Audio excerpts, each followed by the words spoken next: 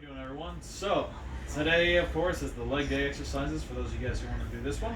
So we got the Sumo Deadlift, we got the single leg RDL, we've got pistol squat, and we have the side plank leg raises. So remember, with all these exercises, you can upscale it or downscale it. You can add reps, you can add sets or take away sets. Don't do anything less than 3 sets, of course, you go through it. So to make sure we understand all the movements, as always, a faithful, trusty backpack for those of you guys who have very little items. Remember, sumo, you have toes out, knees out. You want that inside grip.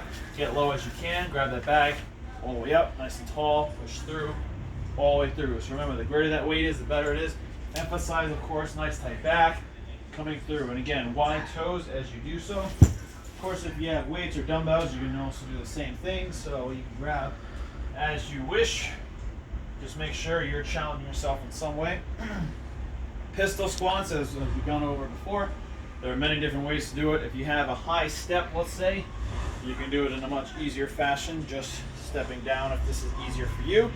For people who are more advanced or people who have the situation to do so, you of course can go a full pistol squat without falling over and come back up. That would be your pistol squat. I would prefer you work on depth before you challenge yourself with holding weights. Single leg RDL, as we've seen before, similar to our RDL, now just on one leg. So again, you can do that with weights, even with just your backpack. You can grab this. Remember, a nice tight back, small bend in the knee, leg straight, bend over, and all the way back up nice and tall. So remember, we're doing that, I believe it's 8 each leg. And the last movement on there will be our side plank leg raise.